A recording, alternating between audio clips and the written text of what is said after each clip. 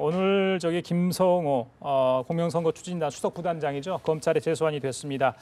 조금 전부터는 앞서 구속한 이 국민의당 이준서 전 최고위원에 대한 조사도 진행되고 있다고 합니다. 현장에 나가 있는 취재기자 연결해 보겠습니다. 박현우 기자. 네, 서울 남부지검에 나와 있습니다.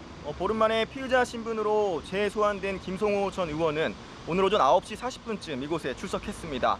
김 전 의원은 청사에 들어서며 이번 사건이 이유미 씨의 단독 범행이고 당시 공명선거 추진단 차원에서 최선을 다해 검증을 했다는 기존 입장을 되풀이했습니다.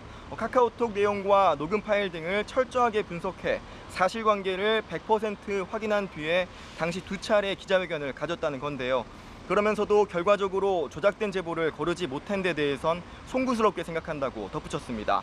김 전 의원은 이른바 윗선 개입 등에 대해선 추진단장이었던 이용주 의원은 당시 선거운동 때문에 지방에 가 있었던 상황이라 보고를 받지 못했고 추진단 시스템 내에서 언론 보도 등을 결정한 사안이라 안철수 전 대표와도 무관하다고 선을 그었습니다. 한편 검찰은 오늘 오후 1시 40분쯤부터는 이준서 전 최고위원도 불러 조사하고 있는데요. 두 사람의 대질 조사 가능성은 낮은 상황입니다.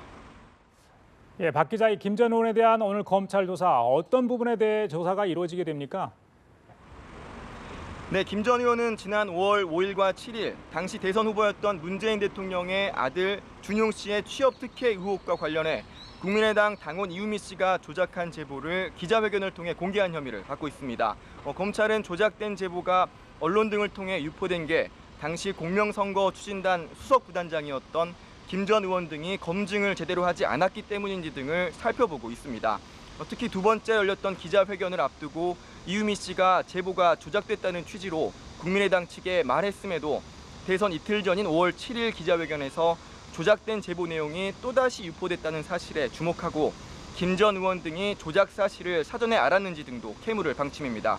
검찰은 동시에 국민의당의 지난 4월 고용정보원 문준용식 특혜 채용 10여 건 발견 취지 기자회견과 관련해 더불어민주당이 이용주 의원을 고발한 건에 대해서는 김 전 의원을 참고인 신분으로 조사하고 있습니다. 제보 조작 사건뿐만 아니라 해당 고발건에 대한 조사를 위해 검찰은 필요하면 공명선거 추진단장이었던 이용주 의원을 불러 조사할 방침이며 조사 경과에 따라 피의자 전환 등도 배제하지 않고 있는 것으로 전해졌습니다. 서울 남부지검에서 연합뉴스TV 박현우입니다.